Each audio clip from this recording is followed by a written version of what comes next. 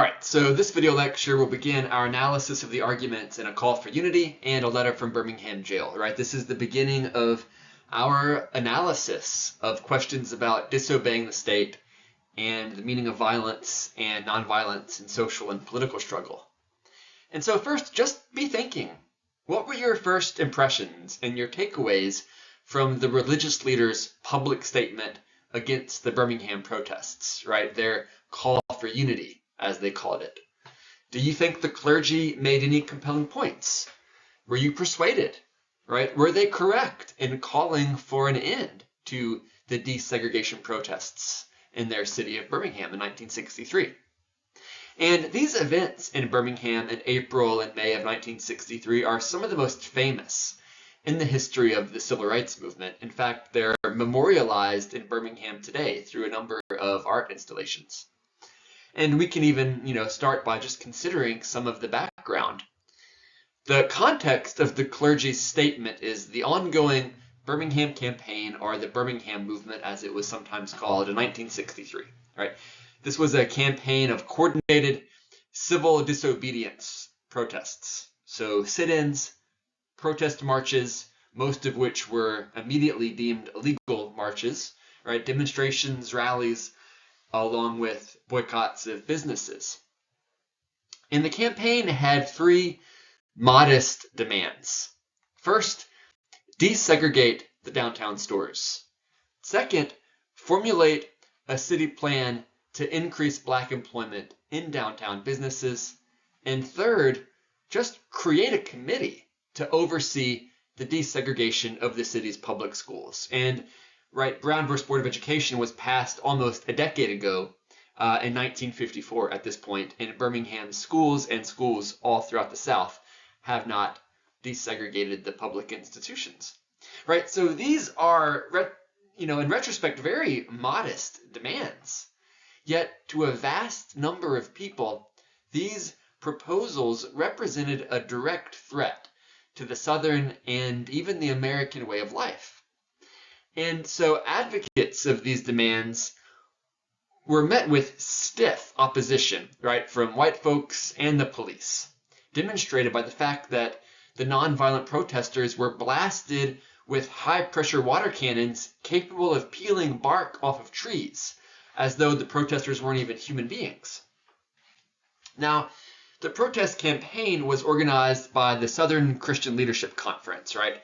Martin Luther King was the president of the SCLC, and James Bevel, pictured with him here, was the director of direct action and nonviolent education.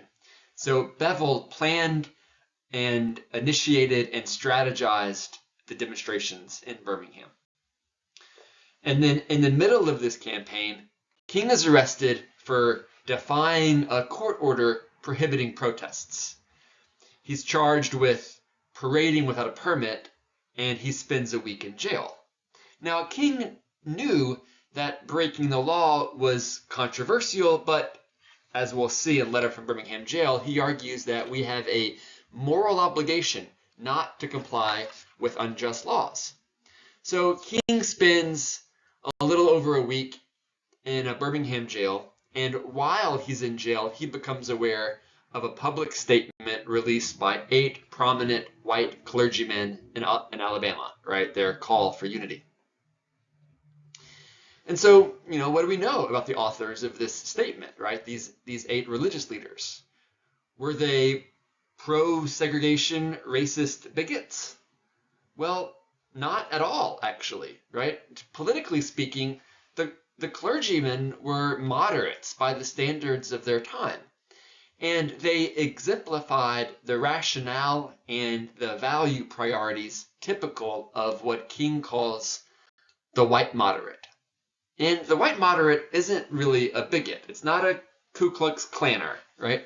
And in fact, during all of the protests and the unrest in Birmingham, Pastor Earl Stallings, who was the kind of leader of this group, actually welcomed Black Birmingham residents into his church, which angered whites in his own congregation. Okay, so what do we know about the white moderate other than the fact that they're not kind of, hateful bigots? what are their characteristics? So what King will tell us, right, is that the white moderate is devoted to law and order, right? And they are intolerant of extremism, right, on all sides. In other words, hatred and violence, they say, have no sanction in our religious and political traditions. In other words, right, we see both sides of the segregation issue, right? But we act on reason and common sense, not pure emotion, and we're on the side of justice and logic and truth, right? That's the kind of perspective of the white moderate as they would represent themselves. So the white moderate, represented again by the clergy in the letter that we read, they are not in favor of immediate racial integration. But they realize that changes in the customs of the South are perhaps inevitable. So they insisted that the institutional changes occur gradually, right, for the sake of social peace. But at the same time, they insisted that black folks should be treated with courtesy and dignity. Okay, so what specifically do the clergy argue for in their, call for unity, other than, quote unquote, unity? Well, first, the argument is, look, black folks, get off the streets, right? Tensions are escalating. Your protests are going to lead to violence. So withdraw your support from the campaign and be patient, right? Let these matters get negotiated in the courts, right? But get your movement off of the streets. Secondly, they argue against the quote-unquote outside agitators, right? And really who they have in mind here is Martin Luther King Jr., right? He's not from Birmingham, he's from Atlanta. So they're saying outside agitators, Martin Luther King, right? Go home to Atlanta. This is a local issue, and your protests are hurting our city, right? We need healing. And you're not helping matters, and you're not even from here. And kind of thirdly, I think is important to mention, they want to thank the Birmingham police for protecting their city from violence, right? You're the real heroes here. You get the sense that's what they're communicating, both at the beginning and ending of their letter. And maybe even above all, the clergy are very interested in a sort of social obedience as something that's like a value in itself, right? It's more or less how they begin in their letter, right? Obey, obey, obey. Obey the courts, obey the laws, and obey the police.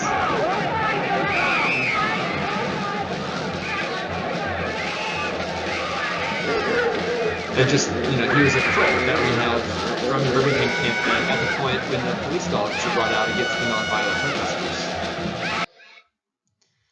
So, emotions are high in Birmingham, even before that kind of chaos that we just watched, right?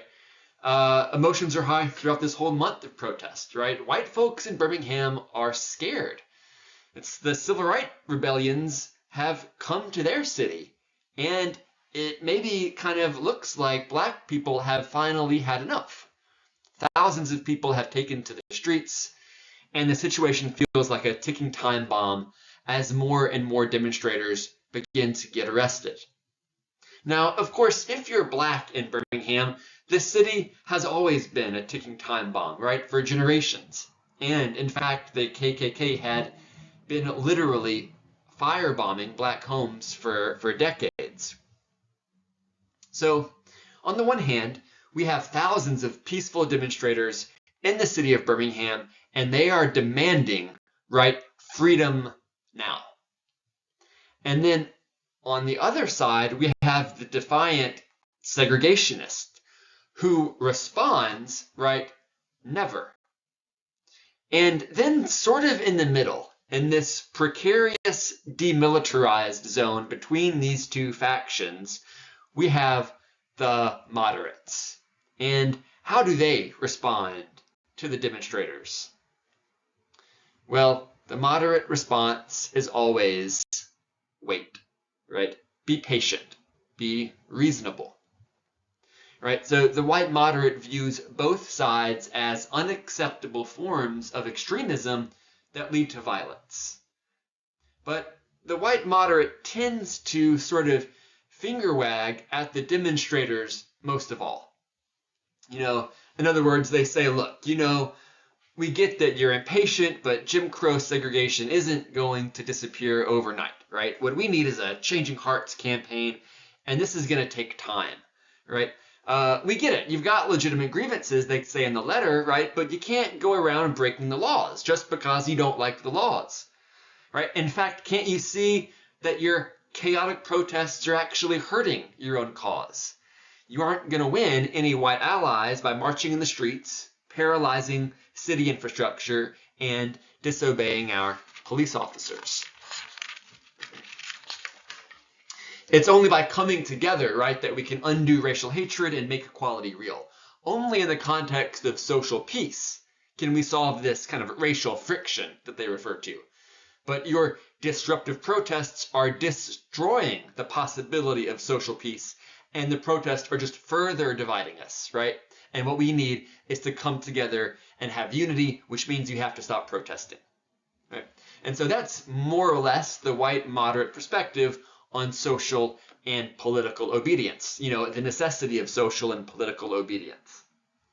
But, you want to be thinking about the Jim Crow South and maybe what you've learned about it throughout your own education, and, think about what we read from a much earlier text, right? The racial ignorance of white America.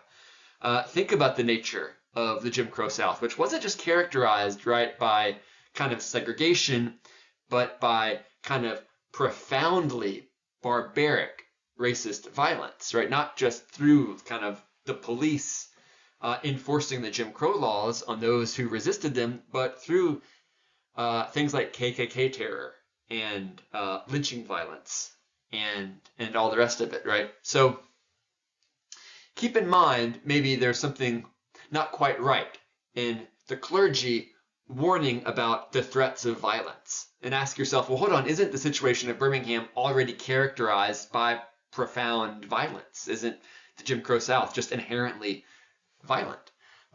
So, think about whether you're persuaded by the clergy's letter, and as you're reading a letter from Birmingham jail, think about whether you agree with King's critique of these white moderate kind of perspectives on obeying the courts and obeying the laws and obeying the police.